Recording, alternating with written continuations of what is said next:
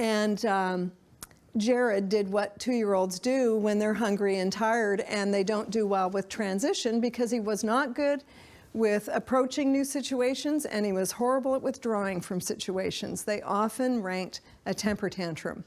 So as I go to pick Jared up, he does the arching of the back. And I'm trying to get him up, and of course you get the chain and the arch, and so I'm trying to lift him and I'm getting the swing at the same time. And you know, I can see these women looking at me thinking, should we pretend we don't see her? And, you know, and it was just, I couldn't do it. So I put him back in and I said, excuse me, would you mind just giving me a hand? And they all ran over and were too happy to help. And one held the swing and the other held my diaper bag. And I got Jared on my hip, and he was so upset because he's so intense that he was screaming, and he latched onto my nose with his teeth and then pulled my hair and my earring. I still have a long ear hole because of that day. Foolish enough to wear earrings.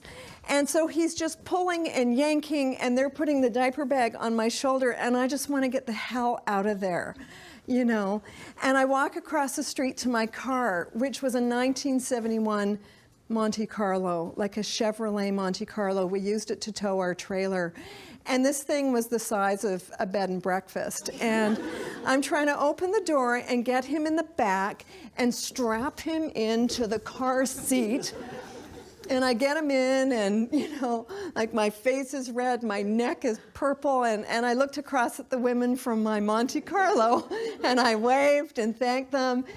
And when I got in my car, I just started to weep. I was overwhelmed with this temper tantrum and the intensity. And the kind of, it's just overwhelming when you go through this with your kid, you know, and I look in the mirror and my face is a mess. and I look further back at him and he says, I love you, Mama, I love you. Because he's over it now, you know, it's done. And I'm thinking, you are the devil. And that's what it feels like. It doesn't matter, because when it's your kid, it just feels really huge. No matter what people tell you that it's normal and this and that, it feels bigger than that. And I have to say, if I could give you a crystal ball, you know, and just say to you, here's your child at 21 or 25, a well-adjusted, kind human being with pretty decent moral values, because that's who you are. And if you can keep the relationship present and at the forefront, chances are this crystal ball is going to be pretty accurate.